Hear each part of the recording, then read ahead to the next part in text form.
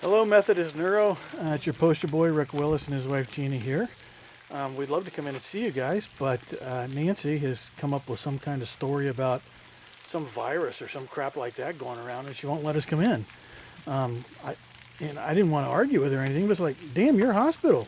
Like, you ought to be able to go in if you have a virus. Isn't that what you guys do? You ought to be pretty good at the whole virus thing. So, anyway, you're gonna have to settle on the video. Hopefully, we'll get in there before too long. So today we'll give you a family update, a thank you, and some of you are kind of pissing me off. I got an issue with you. I want to pick a bone, and then I got an assignment for you. So I'll let my wife do the family update on what's been going on since we saw you last. Well, let's see. Rick comes up to the property here in Missouri a lot. As you can see in the background, he's been working on a pond, and he's working on the barn and some things around that. Overall doing well, has a little memory issue, a little balance issue still, but I've only fallen off the ladder twice that I told her about. and it's because he's put them on top of milk crates. But anyway, we won't go down that road. That was only once. Let's see, our kids are doing well.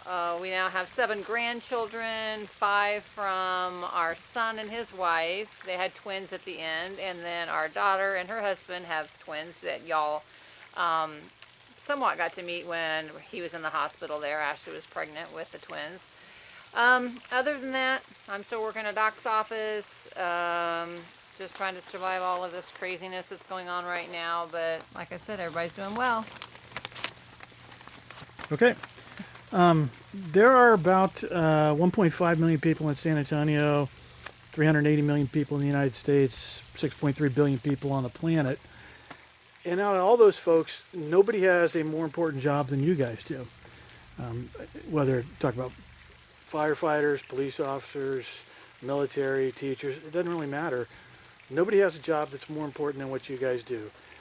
If not daily, certainly weekly, you're saving somebody's life, preserving brain function.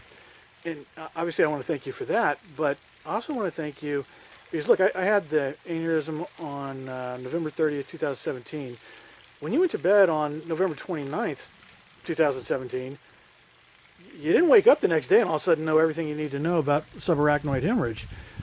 It took years and years and years of training, of education, of dealing with other patients and learning how to take care of patients and treat different disease states and conditions that allowed you to pull off the miracle and save me. And so I want to thank you for that as well. So at some point in your life you made a decision you want to get into healthcare. A lot of people do that. A lot of people never make it. They don't have the discipline. They don't have the smarts.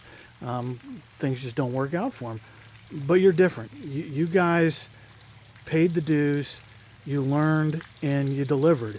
And I want to thank you for that as well. All that stuff that went into making it possible for you to take care of me. Like I said, it didn't just happen overnight. It took a long time for you guys to get there. So thank you for dedicating your lives to it, for the education, the time, the money that you put into it. I'm certain it wasn't easy. There are plenty of times where you're wondering what the hell. Probably right now you're wondering what the hell. Why am I listening to this guy? But anyway, I appreciate you doing all that stuff for me. So I want to thank you for that.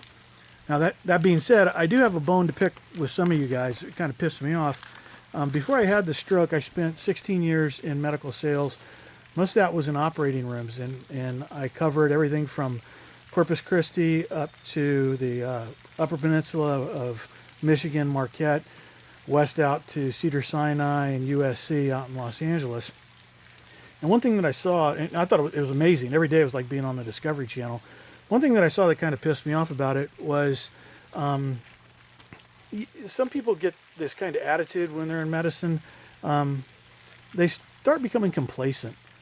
And not complacent about delivering health care, taking care of patients. Still do a great job of that. They get complacent in what they're doing. They forget how remarkable it is sometimes. If you think back to the first time you ran on a case, procedure or surgery, where somebody's life was on the line and you guys saved them, you felt pretty damn good about that. But what happened to that feeling? What happened to that excitement that you used to get, the thrill that you used to get from it? In talking to you guys, you kind of take it for granted that, well, of course he survived. Well, no, it's not. Of course he survived. What you do is incredible, and it's frustrating when you guys don't appreciate how significant an impact you have on people's lives. I guarantee the patients do. Patients know it. Families know it. But it's like, you guys kind of take it for granted sometimes, and it might be because you're so good at it, you do it so often, and it's like, yeah, so what, man? Guy lived. That's great. No, it's a big deal, and I really wish I had some switch I could flip for you to where you get that emotion back, that feeling back about what you're doing and the difference you're making in people's lives. Because out of 6.3 billion people, nobody is more important and does a more important job than what you guys do. There's never going to be a case in which your lives, your brain function is in my hands. So I'll never be able to adequately repay you for what you guys did. One of the things Gina didn't tell you, I picked up my real estate license a couple months ago. Anyway, I'd like to offer to represent you guys in any real estate transaction that you're involved in for free. I'll refund 100% of my commission to you guys. And that's, I guess, about the only thing I can do to say, besides saying thank you, is offer that. And I'll do a 50% discount on anybody, friends, family, anybody else you refer. So if you got any questions about real estate, give me a call. If you need any help, let me know, and we'll make a deal. You won't pay anything for it. So that complacency that I was talking about, I want to have an assignment for you guys to try and fight that complacency and also help you be better at what you do. So I put together this Excel spreadsheet. I think you can see it. So we've got the patient, condition, outcome, and really, probably the most important parts over here, the lessons learned. What I'd like you guys to do is put something together like this, or I'll send it to Nancy and she can get it to you, and start tracking it. Start tracking what you learned from each patient or each case. I mean, it may be something like, I think I put it on the sheet, Dr. Jones hates jazz music. All right, well, don't play that then. It may be something more significant than that, I don't know, ECMO works for old guys who have subarachnoid hemorrhages. Can kind of help out a lot.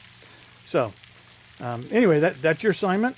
Sooner or later, Gina and I will be able to get up there, and I'll be collecting those assignments, see how you're doing on them. So, all right. Thank you, guys. God bless. Keep up the great work. You really do make a difference. Thank you for saving this guy. and not letting her pull the plug. Bye-bye. Bye.